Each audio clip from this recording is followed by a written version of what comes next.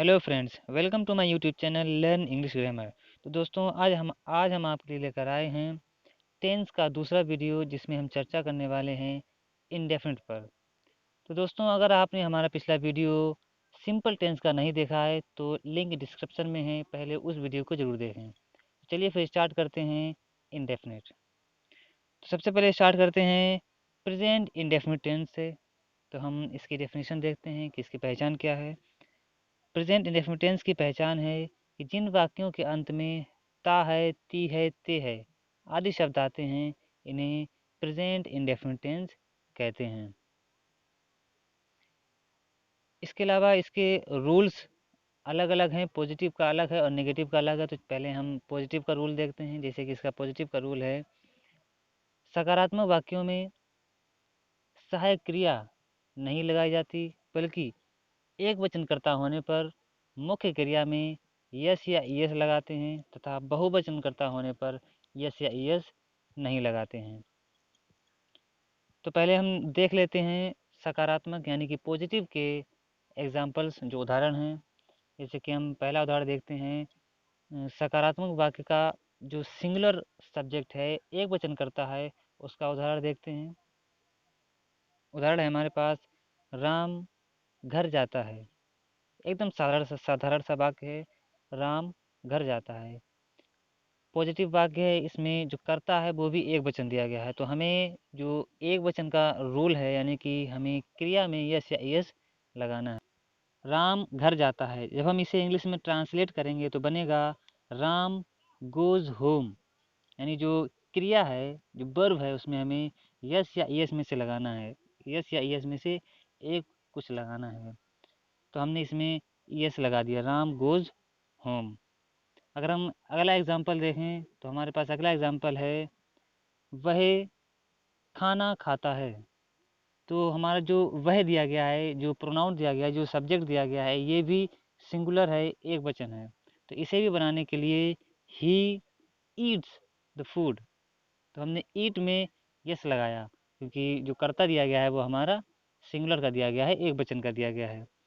अगर इसके साथ अगर हम प्लूरल का सब्जेक्ट देखें, जिसमें सब्जेक्ट प्लूरल हो, बहुवचन हो, जैसे कि बे बाजार जाते हैं, तो उसमें बहुत से लोगों की बात की गई है, बे बाजार जाते हैं। जब हम इसे इंग्लिश में ट्रांसलेट करेंगे तो हम क्रिया में यस या यस नहीं लगाएंगे, यानी कि क्रिया जैसी है हमें वैसी की वैसी ही लिखनी है। तो बे बाजार जाते हैं, इसका बनेगा दे गो टू मार्केट। यहाँ पे हमें गो का गोज नहीं करना है, सीधा क्या रखना है, दे गो टू मार्केट। चलिए हम इसका अगला देखते हैं, हम किताब पढ़ते हैं। तो जब हम इस सेंटेंस को ट्रांसलेट करेंगे, हम किताब पढ़ते हैं, तो इसमें जो कर्ता दिया गया है हम, यानी कि यहाँ पर किसी एक व्यक्ति की बात नहीं की गई, बल्कि कई लोगों की बात की गई है, हम, यानी हम किताब पढ़ते हैं। तो जब हम इसे इंग्लिश में ट्रांसलेट करेंगे तो हमें इसमें भी यस या यस नहीं लगाना है। तो बनाएंगे वी रीड द बुक। हमें रीड में यस या यस नहीं लगाना है, सीधा रखना है वी रीड द बुक। तो ये थे हमारे पॉजिटिव के वाक्य, सकारात्मक वाक्य, जो हमने पहला रूल पढ़ा था। अब हम देखते हैं दूसरा रूल, जो कि है नेगेटिव का रूल।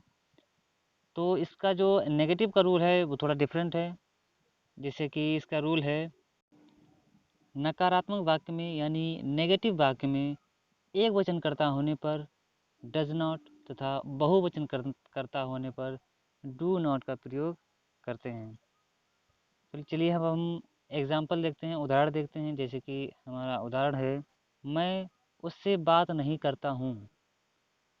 तो ये सेंटेंस दिया गया है, मैं उससे बात नहीं करता हूँ। तो हम इस सेंटेंस को ट्रांसलेट करेंगे, इसमें जो नेगेटिव दिया गया तो हमें इसके लिए डू नॉट का प्रयोग करना है, लेकिन हमें इसमें सहायक्रिया लगानी है। सहायक्रिया हमें कर्ता को देखकर लगानी है। तो मैं के साथ में क्या लगानी है, बहुवचन की सहायक्रिया। तो बनेगा I do not talk to him. मैं उससे बात नहीं करता हूँ। अगर हम अगला सेंटेंस देखें, वे स्कूल नहीं जाते हैं। इसमें भी बहुवचन कर्ता दिया गया है, वे स्कूल नहीं जाते हैं। तो जब हम इसे इंग्लिश में ट्रांसलेट करेंगे तो बनेगा they do not go to school. अब अगर हम इसका सिंगुलर देखें, एक वचनकर्ता वाला सेंटेंस देखें तो एग्जांपल है, वह फल नहीं तोड़ता है, यानी ये भी नेगेटिव है, लेकिन इसका जो कर्ता दिया गया है वो सिंगुलर है, यानी कि एक वचन है। तो हमें एक वचन कर्ता होने पर सहायक क्रिया डज लगानी है, जैसे कि he does not plug the fruits, वह फल नहीं तोड़ता है। तो चलिए हम अगला सेंटेंस देखते हैं। अगर कि कोई कर्ता के स्थान पर कोई नाउन दिया गया है तो नाउन हमेशा सिंगुलर होता है, क्योंकि नाउन हमेशा किसी एक ही का होता है। जैसे कि दिया गया है, मनोज पतंग उड़ाता है।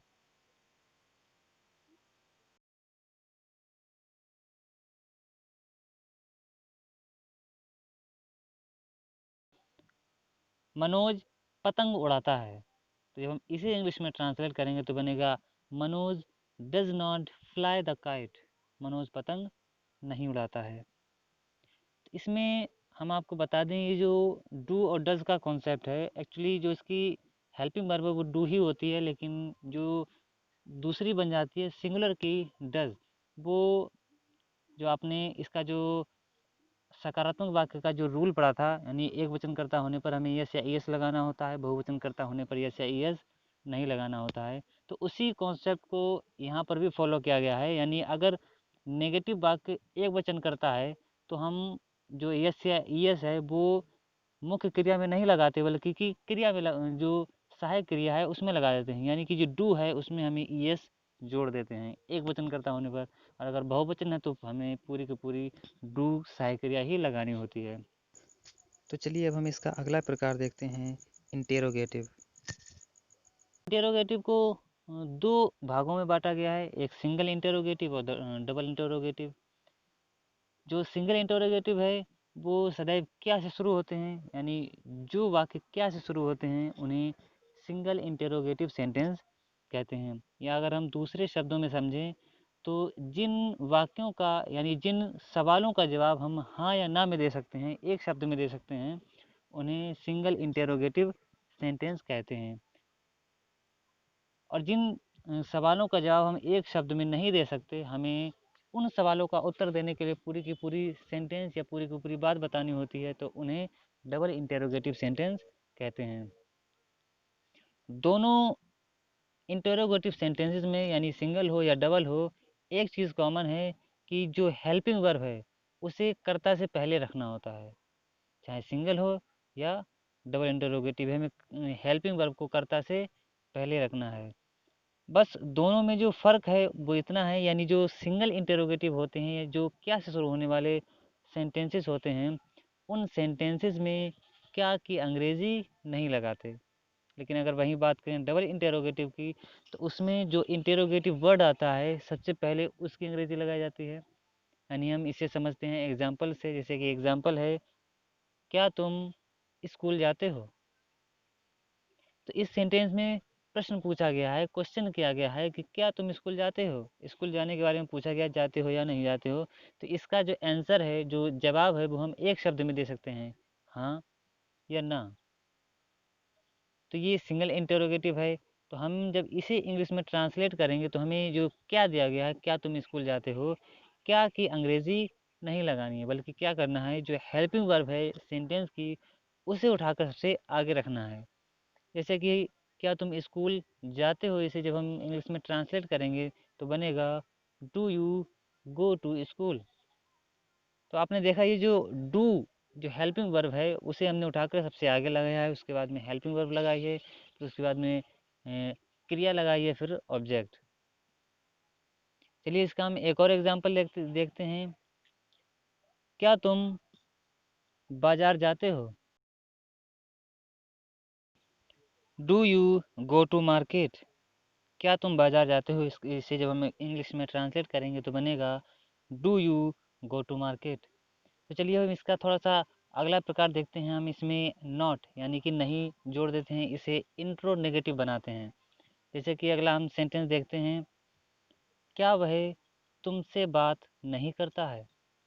तो इसमें इंट्रोगेटिव वर्ड भी दिया गया है, यानी कि क्या भी दिया गया है, और साथ में नहीं भी दिया गया है। तो जब नहीं और क्या यानी कि इंट्रोगेटिव में नेगेटिव दिया होता है, तब हम इसे कैसे बनाते हैं, चलिए देखते हैं। Does he not talk to you. तो इसमें जो नॉट है, जो नेगेटिव वर्ड है, वो हमें मुख्य क्रिया से पहले लगाना है, यानी does he not talk to you.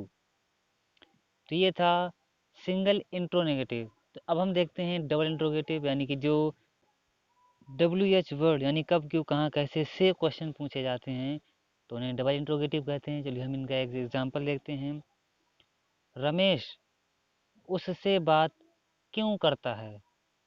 Ramesh उससे बात क्यों करता है। तो इसमें प्रश्न पूछा गया है कि रमेश उससे बात क्यों करता है।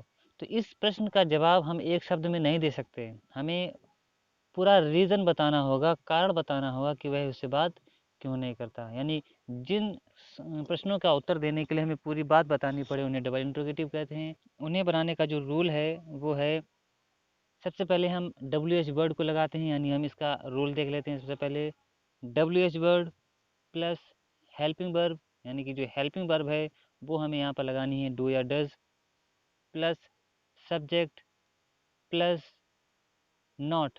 अगर नेगेटिव सेंटेंस दिया गया है, नॉट दिया गया है, तो हमें तुरंत नॉट लगाना है। फिर उसके बाद हमें मेन वर्ब लगानी है, मुख्य क्रिया लगानी है। फिर उसके बाद हमें ऑब्जेक्ट लगाना है, फिर ETC, यानी इसके बाद जो भी कुछ एक्स्ट्रा दिया गया है वो सब हमें इसके बाद में लगा देना है।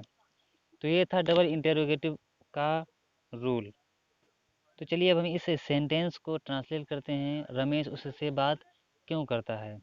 तो वाई सबसे पहले हमें लगानी है क्योंकि, क्योंकि वाई। उसके बाद में हमें हेल्पिंग वर्ब लगानी है डू या डज में से। तो हमें जो हेल्पिंग वर्ब लगानी है वो कर्ता को देख कर लगानी है, यानी जो कर्ता है वो एक नाउन दिया गया है, नाम दिया गया है रमेश, तो इसलिए हमें यहाँ पर कर्ता डज लगाना है। तो why does Ramesh talk to him. Ramesh उससे बात क्यों करता है। अगर हम इसी में नॉट जोड़ दें, रमेश उससे बात क्यों नहीं करता है, तो हमें जो नॉट है वो हमें मुख्य क्रिया और कर्ता के बीच में लगाना है। जैसे कि why does Ramesh not talk to him. Ramesh उससे बात क्यों नहीं करता है। तो ये था डबल इंट्रोगेटिव, यानी प्रेजेंट इंडेफिनिट का डबल इंट्रोगेटिव का रूल। तो चलिए अब हम अगला टेंस देखते हैं, जो कि है पास्ट इंडेफिनिट टेंस। जो पास्ट इंडेफिनिट टेंस है वो लगभग प्रेजेंट इंडेफिनिट टेंस से मिलता जुलता है कुछ हद तक। जैसे कि इसकी जो पहचान है वो कुछ कुछ मिलती है। जैसे कि हम पास्ट इंडेफिनिट की पहचान देखते हैं। इसकी पहचान है, जिन वाक्यों के अंत में ता था, ती थी, ते थे आदि शब्द आते हैं उन्हें पास्ट इंडेफिनिट टेंस कहते हैं। इसके अलावा भी इसमें एक और पहचान है, यानी जिन वाक्यों के अंत में आ, ई, ए, यानी जो वाक्य आ, ई, ए के साथ में ख़त्म होते हैं उन्हें पास्ट इंडेफिनिट टेंस कहते हैं। तो इसके जो जो रूल्स हैं वो प्रेजेंट इंडेफिनिट के जैसे हैं, लेकिन उससे कुछ सरल हैं। जैसे कि इसका भी पॉजिटिव और नेगेटिव के रूल अलग अलग हैं। जैसे कि जो प्रेजेंट इंडेफिनिट था उसमें भी पॉजिटिव में सहायक क्रिया हेल्पिंग वर्ब नहीं लगती थी, नेगेटिव में लगती थी। तो वही रूल यहाँ पर भी फॉलो करना है। यहाँ पर भी पास्ट इंडेफिनिट में जो पॉजिटिव है उसमें हेल्पिंग वर्ब नहीं लगानी है, जो नेगेटिव है या इंट्रोगेटिव है उसमें हेल्पिंग वर्ब लगानी है। तो जो पॉजिटिव है उसमें हेल्पिंग वर्ब नहीं लगानी है, तो उसकी जगह पर क्या लगाना है वो हम आपको बताते हैं। इसी जो पास्ट इंडेफिनिट के जो सकारात्मक वाक्य हैं उसमें हेल्पिंग वर्ब ना लगाकर क्रिया की सेकंड फॉर्म लगाई जाती है, यानी कि वर्ब की सेकंड फॉर्म लगाई जाती है सकारात्मक वाक्य होने पर। तो चलिए हम इसका एग्जाम्पल देखते हैं। एग्जाम्पल है हमारे पास, मनोज सब्जी बेचता था। हमारे पास सेंटेंस है मनोज सब्जी बेचता था। तो इस सेंटेंस को जब हम इंग्लिश में ट्रांसलेट करेंगे तो बनेगा मनोज सोल्ड द वेजिटेबल्स। इसमें हमें सेकंड फॉर्म लगानी है, क्रिया की सेकंड फॉर्म लगानी है। तो इसी सेंटेंस को मनोज सब्जी बेचता था, अगर हम जो इसकी हमने जो दूसरी पहचान बताई थी उसमें बना दें, तो मनोज ने सब्जी बेची। तो ये भी सेम है, तो इसका भी जो इंग्लिश ट्रांसलेशन है वो सेम रहे। तो इसका हम चलिए अगला एग्जांपल देखते हैं आइए के साथ में। अध्यापक ने छात्र को सजा दी। तो इस सेंटेंस को जब हम बनाएंगे तो बनेगा the teacher punished the student.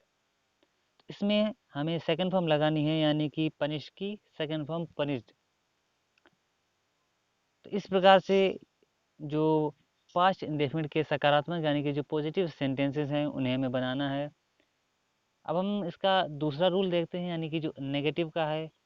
तो पास्ट इंडेफिनिट के जो नकारात्मक वाक्य हैं, जो नेगेटिव वाक्य हैं, उसमें हमें सहायक क्रिया डिड लगानी होती है। इसमें एक फ़ायदा ये होता है कि इसमें सिंगुलर और प्लूरल का कोई कॉन्सेप्ट नहीं रहता है। सीधा सीधा हमें कैसा भी कर्ता दिया हो, हमें हेल्पिंग वर्ब यानी सहायक क्रिया डिड ही लगानी है। लेकिन यहाँ पर एक रूल और है, जब वाक्य नेगेटिव या इंट्रोगेटिव होगा जिसमें हमें सहायक क्रिया लगानी है, तो उसमें जो मुख्य क्रिया है वो हमें फर्स्ट फॉर्म में लगानी है। यानी जो मुख्य क्रिया जो पॉजिटिव यानी कि जो सकारात्मक वाक्य में हमने सेकंड फॉर्म लगाई थी, उसे हमें वापस यहाँ आकर फर्स्ट फॉर्म में करना है। यानी अगर हम इसका रूल देखें तो बनेगा सब्जेक्ट प्लस डिड यानी कि helping verb plus not plus V first यानी कि वर्ब की first form plus object plus ETC. तो इस तरीके से हमारा रूल बनेगा पास्ट इंडेफिनिट के नेगेटिव का। तो चलिए हम इसके एग्जांपल्स देखते हैं। जैसे कि हमारे पास एग्जांपल्स है, उसने अपने पिता का कहना नहीं माना। उसने अपने पिता का कहना नहीं माना। जब हम इस सेंटेंस को ट्रांसलेट करेंगे, इंग्लिश में बनाएंगे, तो बनेगा he did not obey his parents.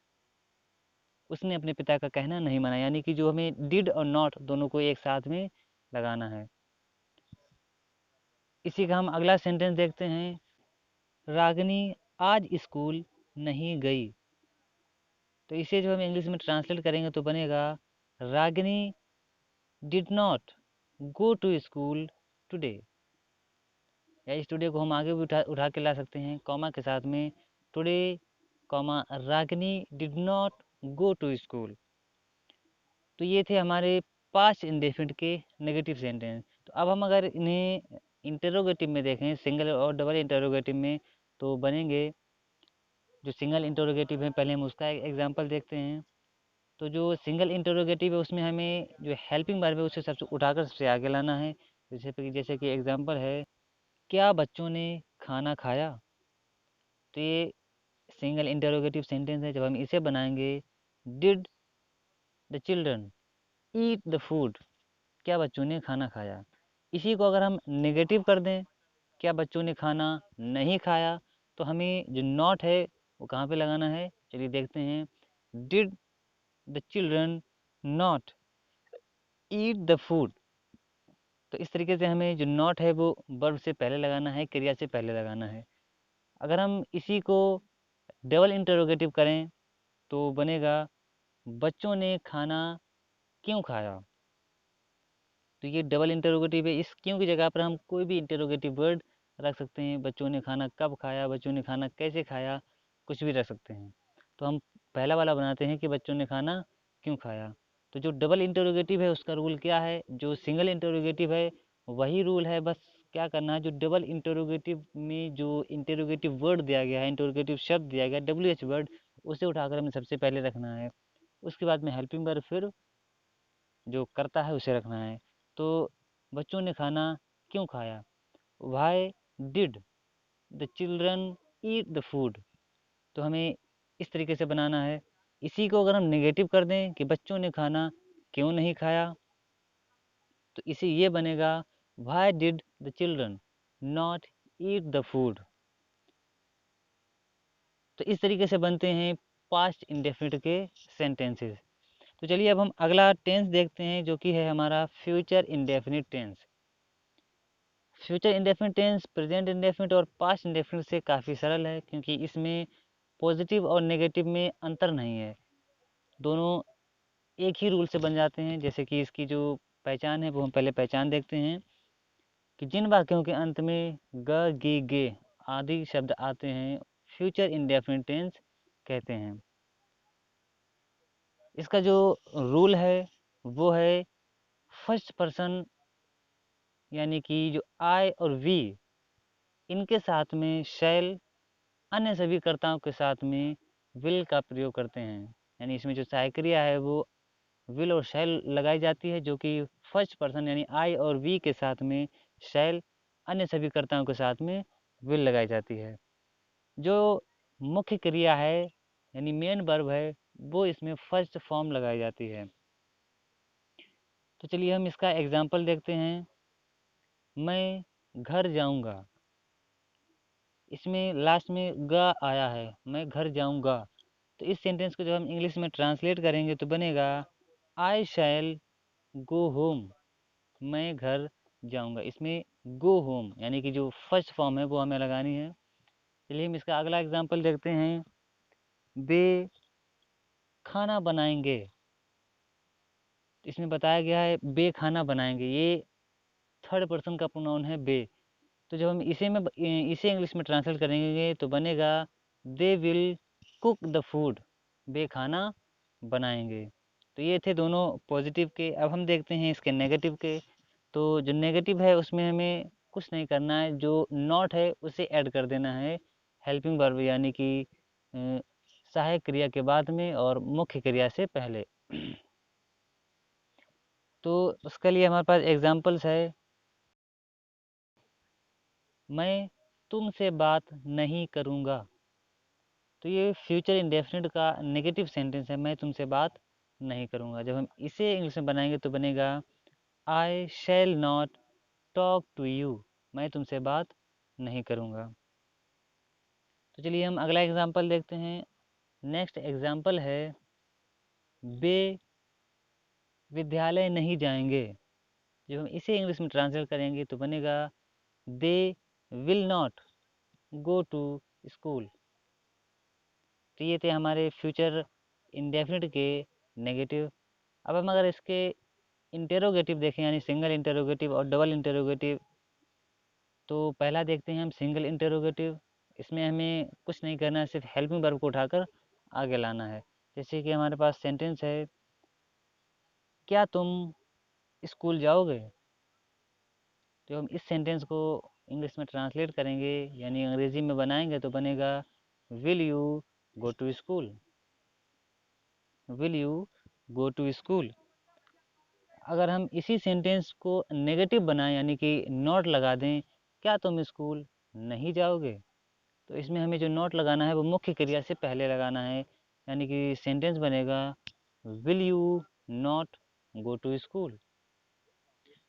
अगर हम इसी को डबल इंटेरोगेटिव कर दें यानी कोई WH वर्ड बीच में सेंटेंस के लगा दें, यानी हमने कब जोड़ दिया, तुम स्कूल कब जाओगे, तो इसे जब हम इंग्लिश में बनाएंगे तो बनेगा when will you go to school, when will you go to school.